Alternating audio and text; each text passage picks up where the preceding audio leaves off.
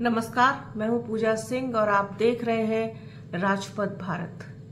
दोस्तों, जैसा कि आप लोग इतने समय में मेरे बारे में ये तो जान चुके हैं कि मैं सेंसिटिव इश्यूज पर भी बात करना पसंद करती हूं। ऐसे मुद्दे जिनको आप लोगों के सामने आना चाहिए, जिनको सबके सामने आना चाहिए, जिन पर बात होनी चाहिए, जिन पर चर्चा होनी चाहिए। हालांकि बड़ा दुर्भाग्य है ये, आप लोग ऐसे वीडियोस पसंद नहीं करते, आप लोग देखना ही नहीं चाहते, आप लोग मुद्दे की बात सुनना ही नहीं चाहते। फिर शिकायत भी आप लोग ये करते हैं कि हम बीएसपी की बात करते हैं, हम सिर्फ बहुजन पार्टी की बात करते हैं।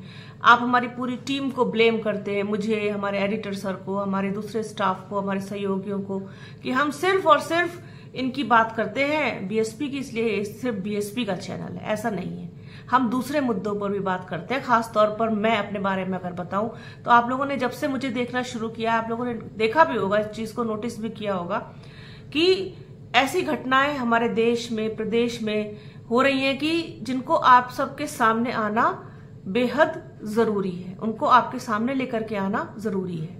आज भी जिस टॉपिक पर बात करूंगी बहुत सेंसिटिव इशू है। हालांकि आप लोगों को कोई दिलचस्पी इसमें नहीं होगी, लेकिन आप लोगों को दिलचस्पी हो ना हो, मुझे इससे कोई फर्क नहीं पड़ता। मुझे अपनी बात कहनी है तो कहनी है। शायद मैं इस कोशिश में कहती हूँ ये सब चीजें, इस कोशिश में ये वीडियोस करती हूँ, इन मुद्दों पर इसलिए बात करती हूँ कि शायद कभी कहीं इस चैनल के माध्यम से कोई बात क्लिक हो जाए, उस पर कोई एक्शन हो, कोई कार्रवाई हो, तो कुछ लोगों की, चंद लोगों की जिंदगी में शायद परिवर्तन आए, सुधार हो। आगे आप लोगों की मर्जी, देखिए मत देखिए, मैं तो अपना काम करूंगी, अपना फर्ज मुझे जो निभाना है वो निभाऊंगी, उससे कभी पीछे नहीं हटूंगी और सच बोलूंगी हमेशा। ना तो मुझे फेक न्यूज बनाना आता है, ना फेक थंबनेल बनाना आता है सिर्फ व्यूज के लिए। मुझे सिर्फ और सिर्फ सच बोलना आता है और आज भी मैं वही करने जा रही हूं।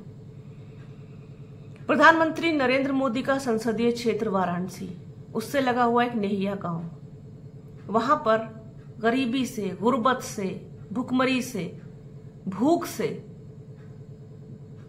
इलाज के अभाव में तंग आकर, इन सब चीजों से एक पूरे परिवार ने अपनी जान देने की कोशिश की, ट्रेन के आगे कूद करके, जिसमें उस व्यक्ति के बेटे की, उस व्यक्ति की पत्नी की और बेटी की मौत हो गई। और वो व्यक्ति जो परिवार का मुखिया था, वो और उसका बेटा बच गया, गंभीर रूप से घायल है, पुलिस ने अस्पताल में भर्ती कराया है।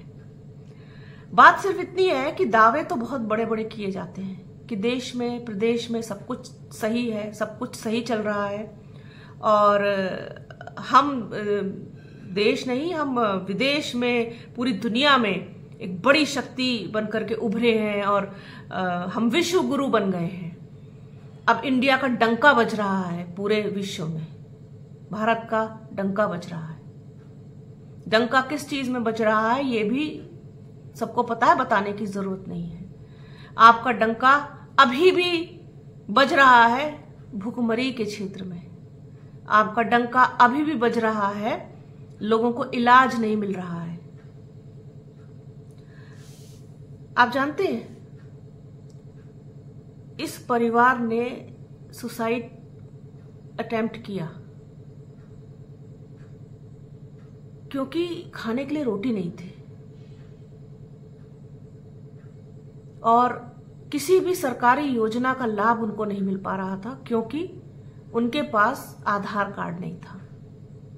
आधार कार्ड नहीं है और आधार कार्ड नहीं होगा तो किसी भी तरीके की योजना का कोई मतलब ही नहीं बनता, आपको भी पता है, क्योंकि हर चीज आधार से लिंक है, दिखाना पड़ता है आधार कार्ड। इसके अलावा राशन कार्ड भी नहीं था, जब आधार नहीं है तो राशन कार्ड नहीं, सीधी सी बात है। तो सबसे बड़ा सवाल ये उठता है कि आखिरकार इस परिवार के पास आधार कार्ड क्यों नहीं था, इसका आधार क्यों नहीं बना। तो इसका मतलब तो ये है सीधा सीधा कि ऐसे न जाने कितने और परिवार है जिनके पास आधार कार्ड नहीं है, राशन कार्ड नहीं है। जिस 5 किलो राशन का आप दम भरते हैं, जिस 5 किलो राशन को बांटते हुए आप फूले नहीं समाते हैं, जिस 5 किलो राशन को आप बढ़ चढ़ के गिनाते हैं और गिनाते जा रहे हैं, गिनाते ही जा रहे हैं, उस राशन का एक दाना इस परिवार तक कभी नहीं पहुंचा। भीख मांग के पूरा परिवार गुजारा कर रहा था। नेहिया गांव का रहने वाला ये परिवार टीटू का परिवार था, जिसमें उसकी पत्नी, 2 बच्चे भट्टे पर काम करते थे। ईंट के भट्टे पर भट्टा बंद हो गया, काम मिलना बंद हो गया, पथाई का काम करते थे, ईंट पाथने का। उसके बाद स्थिति ये हो गई, नौबतिया आ गई कि वो भीख मांग के गुजारा कर रहे थे। अब भाई का परिवार है, माता पिता भी है, सबको ही है, लेकिन उनके भी अपने परिवार है ना। जो इंसान भट्टे पे मजदूरी करता हो, उसका परिवार भी क्या करता होगा, वो भी तो मजदूरी करते होंगे।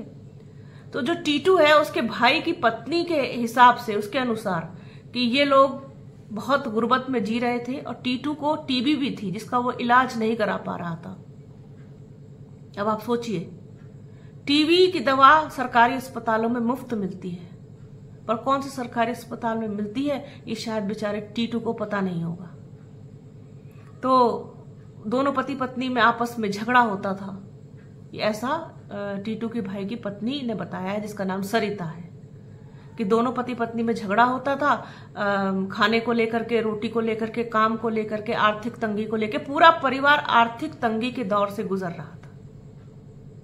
और ठीक प्रधानमंत्री नरेंद्र मोदी के संसदीय क्षेत्र में, उनकी नाक के नीचे, जहां से प्रधानमंत्री जीत कर गए हैं इस बार भी, और वो हमेशा इस बात का बहुत गर्व महसूस करते हैं कि मेरे संसदीय क्षेत्र में हमने कितना विकास कार्य कराया है, कॉरिडोर बनवाए हैं हमने, इतनी बढ़िया सड़कें बनवाई हैं हमने, उसको बहुत मतलब डेवलप कर दिया है, सब कुछ डेवलप कर दिया है।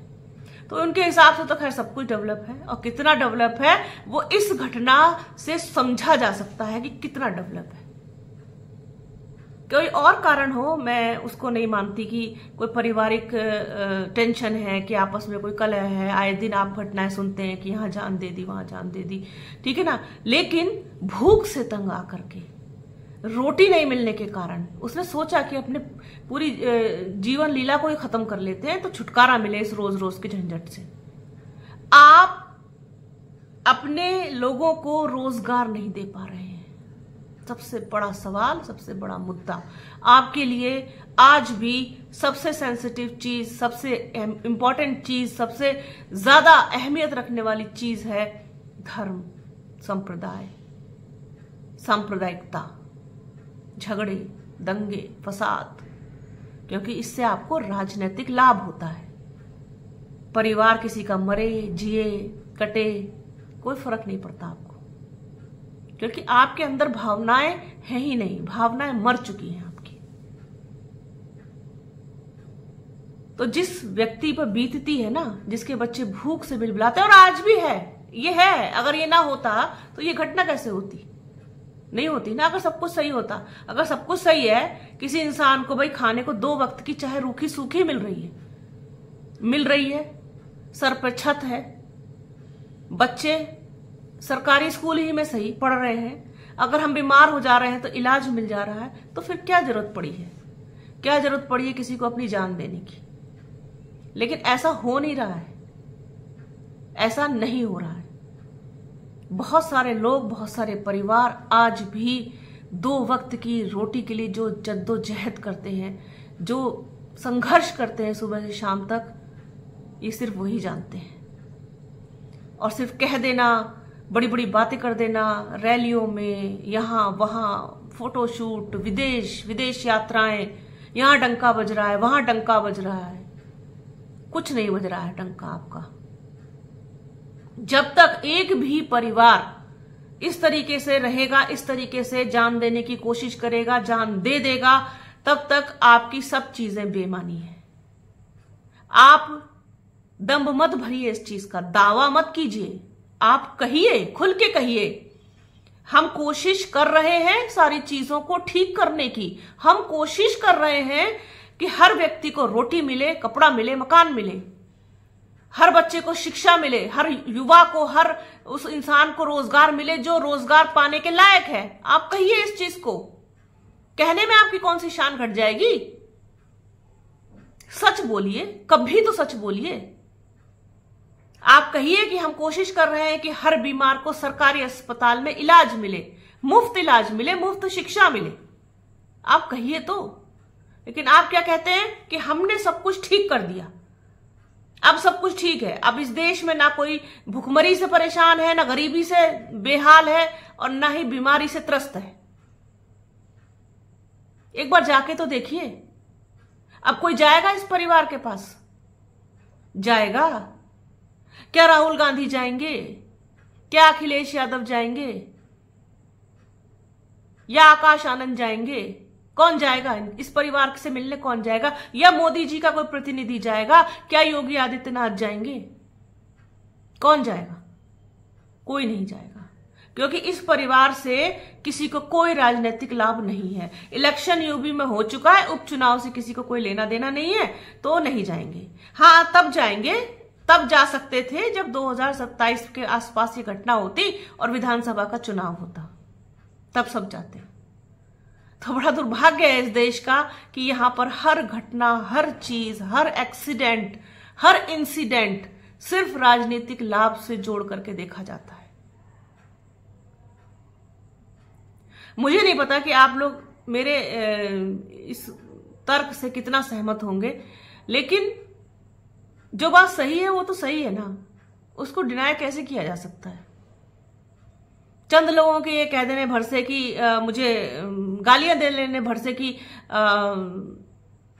क्या बोल रही है, कैसे बोल रही है, बोलना नहीं आता, तमीज नहीं है, तू कर ले, इस तरीके की लैंग्वेज में आते हैं कमेंट, तो उससे क्या फर्क पड़ता है? मेरी सेहत पे क्या फर्क पड़ा? आप करते रहिए, आपको नहीं सुनना है सच, आप मत सुनिए, पर सच तो सच है ना। और सच बहुत बदशक्ल होता है, इतना बदशक्ल होता है कि उसको देख के आदमी डर जाता है। और ये इतना बदशक्ल सच है इस देश का कि जिसको देख करके अगर दिखा देते हैं ना आईने में, तो उसको देख के लोग डर जाते हैं। खासतौर पर वो जो राजनीति के चूल्हे पर अपने स्वार्थ की रोटियां सेकते हैं। बड़ी घटना है ये, एक परिवार का प्रधानमंत्री के क्षेत्र में इस तरीके से इतनी बड़ी लापरवाही कि उसका आधार कार्ड नहीं, उसका राशन कार्ड नहीं, उसका कोई पहचान पत्र नहीं। सवाल ये नहीं है कि मैं बार बार इस चीज को नहीं वो कर रही हूं कि वो प्रधानमंत्री का संसदीय क्षेत्र, वो कहीं का भी हो, वो किसी का भी संसदीय क्षेत्र हो, लेकिन किसी इंसान के पास अगर आधार कार्ड नहीं है तो ये किसकी लापरवाही है? उसको उसका राशन कार्ड कैसे बनेगा? उसको आपकी योजनाओं का लाभ कैसे मिलेगा? कैसे मिलेगा? तो ऐसे तो बहुत परिवार है, लाखों परिवार हैं ऐसे, तो उनको लाभ कैसे मिलेगा? इस ओर क्यों नहीं आप कदम उठा रहे हैं? इस ओर क्यों नहीं आप प्रयास कर रहे हैं? कौन प्रयास करेगा? किसकी जिम्मेदारी है ये? प्रदेश में आपकी सरकार है, केंद्र में आपकी सरकार है, बीजेपी की सरकार है, प्रधानमंत्री नरेंद्र मोदी के नेतृत्व वाली सरकार है। मैं आग्रह करना चाहूंगी इस वीडियो के माध्यम से, मैं प्रधानमंत्री नरेंद्र मोदी जी से, मुझे कोई पर्सनली कोई वो नहीं है मतभेद, बस सिर्फ कार्य प्रणाली की और बात विचारों की, विचारधारा की है। सारी लड़ाई विचारधारा की है। जो आदमी सत्य होगा, जो आदमी सही होगा, जो आदमी सच बोलता होगा, वो हमेशा विचारधारा पर बात करेगा, विचारधारा की लड़ाई होगी। तो मैं आग्रह करना चाहूंगी कि जाकर के देखिए, उस परिवार के सुध लीजिए और पता करवाइए कि ऐसे और कितने परिवार हैं जिनका आधार कार्ड नहीं बना है, जिनका राशन कार्ड नहीं बना है। तो ये एक चर्चा, एक बात, एक खबर, एक मुद्दा आप लोगों के साथ शेयर करना था, बहुत जरूरी था, मेरे लिए बहुत जरूरी था कि ये बात आप लोगों तक पहुंचाई जाए, ये जो घटना हुई है ये आप लोगों तक पहुंचाई जाए। तो बने रहिए हमारे चैनल के साथ, हमारे चैनल को लाइक कीजिए, शेयर कीजिए, सब्सक्राइब कीजिए, बेल आइकन जरूर दबाइएगा। अपना और अपनों का बहुत ख्याल रखिए।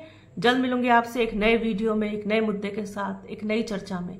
तब तक के लिए जय हिंद।